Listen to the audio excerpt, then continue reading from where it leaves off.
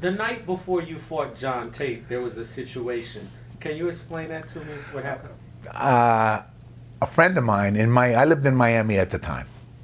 A friend of mine called me up and said that he had a problem with a couple of guys. And I said, "What's up?" He goes, "They got my wife at a gas station. They cornered her. They're trying to take my wife." And his kid was in the car. He goes, "I need you to come with me. God forbid there's like 3 or 4 of them."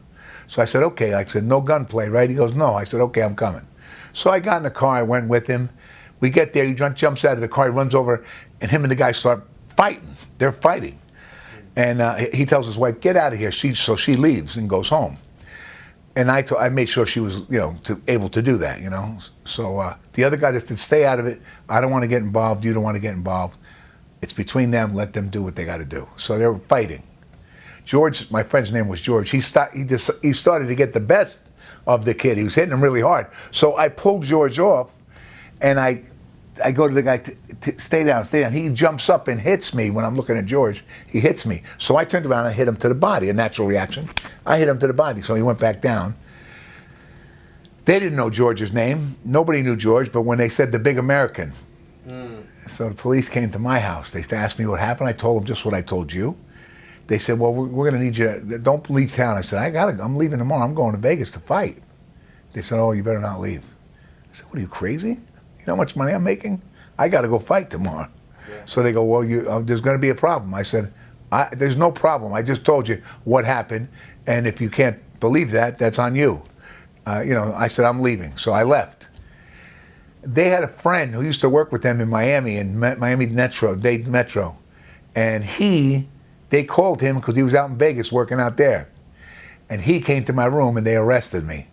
Wow. So I spent the whole night in a cell with 40 guys, with no standing room only. I finally told some guy, "Get up," and I sat down. But standing room only all night. 15 minutes before the fight, they picked me up. My guys, my team got me out, and I'm in the limo on the way to the Aladdin Hotel. I got changed into my boxing gear and got out and got in the ring. Wow. No sleep, no nothing. So you stayed up the whole night where you were? You're in a jail cell with 40 guys screaming. How are you going to sleep? Yeah. No, standing room only. It's like this. Oh my goodness. It was crazy. It was good. Right in the ring? I had no choice. I didn't get a chance to warm up. I just got my clothes on, ran in the ring. They were announcing my name. I stepped through the ropes as they were announcing my name. So you were in the ring cold? Oh, cold as like a fish. It was terrible. It was terrible. Were there any thoughts of canceling the fight? There were. I mean, I was hoping they were going to say that in the car, but they didn't. So I just went. I figured, they must have high hopes for me. So I got out of the ring and I went in. I wasn't even thinking of John Tate. That was the last thing on my mind. Mm-hmm. Oh my God, what am I going to tell my wife? I got arrested. She must be flipping out. And I just didn't know what to do. So what happened after the fight? What became of the case? They dropped the charges. And the cop got suspended, the one who arrested me in Vegas.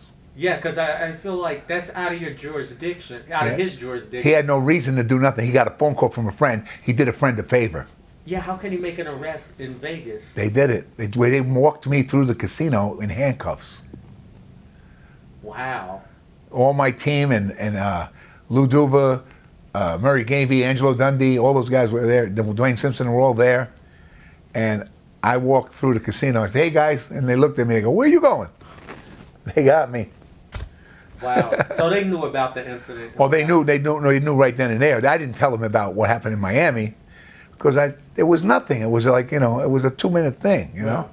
Helping a friend down. The guy hit me. I hit him back to the body. I didn't even hurt him. He went down because I hit him to the body.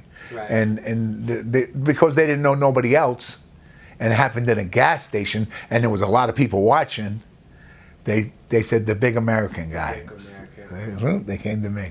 Did he press charges or? Did I? No, him. No, he didn't. No. So why'd they even arrest? I told you, they did it as a favor to the cop, because he said to me, "Tell me what happened," and I wouldn't tell him. I only told him it was a beef between 2 guys, and a friend of mine was one of them. "What's your friend's name?" "I don't know. I see him at the gym every now and then. I don't know his name." He asked me if I would go with him. That they had his wife cornered.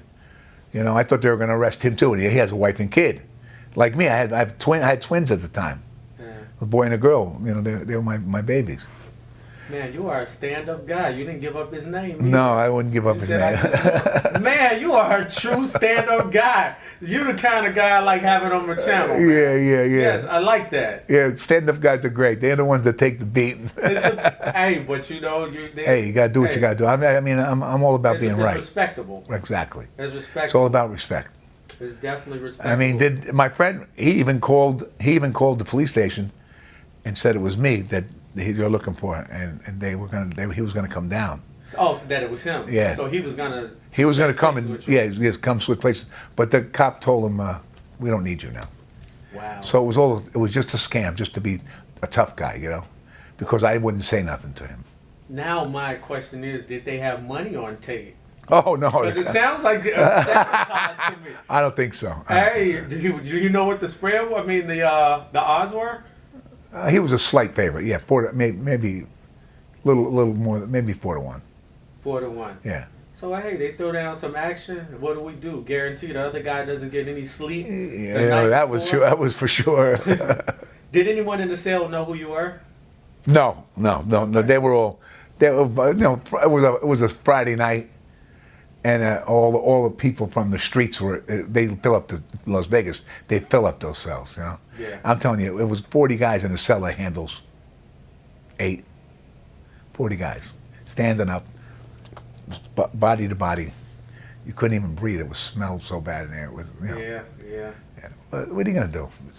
And how'd you get the seat? You walked over to the guy and said, I said, "Yo, you got to get up. I need to sit down." He looked at me and went, "Okay." just gave it up easy. Yeah, he was cool. You know, I told him, "I'll give it back to you in a little while. I just need to sit down for a little while. I don't want to." I said, "I'm too wound up right now. I need to sit down and relax." So when you get in the ring, were you wound up still? Any nerves or? I had no class. I mean, when the bell rang, I wasn't thinking of him. He wasn't. Well, we were the first 2 rounds. I wasn't even looking at him. You know what I mean? I didn't throw. I don't think I threw a punch. I mean, I might have. I don't remember because I wasn't thinking of John Tate. I'm thinking about all the possibilities that was going on in my right now in my life. Yeah. Oh my God, what just happened? Why did they do this? You know, what happened? I was on the phone with my wife in my room when the door knocked at the door, and I thought it was Murray and Murray Gaby and Angelo Dundee and them coming back to the room. Then maybe they forgot something. So I looked through the people. I see guys with guns like this. Wow, they had them drawn. So I go, "I think you got the wrong room." The guy goes, "No, federal agents, open the door." I opened the door and boom, they come in. They wanted to take me to the casino in my underwear. I said, "Listen, guys, I don't want to fight. I just want to put on my clothes. I got a running suit right here. Let me put it on." And I put on a jogging suit and I went.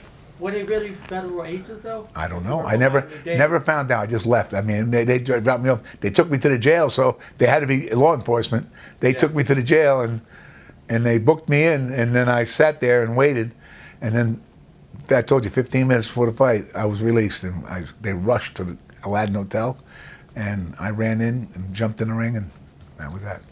Wow. Terrible, because I probably could have got John that day. I probably could have got him. That was my shot. Wow. So would you say that was the biggest fight of your career? Oh yeah. That one and my first 8-round fight was my biggest fights. My 8-round fight was with Tom Prater from Plantation, Florida.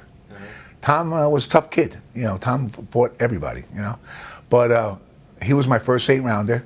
I had never gone more than a round or 2, knocking everybody out. And then I went with. Then Tom came around and they picked it was an 8-rounder. And I went to full 8 rounds. So I thought I won, and the newspapers thought I won, but they gave us a draw. And I was flipping out mad, you know, because I was in the back room. I was like, "Damn, I won that fight. I won that fight." And they said, no. So I said, "Okay, you know, I'm not going to argue." Then I found out later that the commission and Dundee were having friction. They were having problems. And Angelo was your guy. Yeah, and Angelo and those guys were my people. Chris Dundee. Chris Dundee was the matchmaker. Chris is Angelo's brother. Yeah. And I don't know what happened. I was upset about it then. I said, "This really stinks. You guys have beef with the commission, and they take it from me." And I won that fight, and they gave me a draw.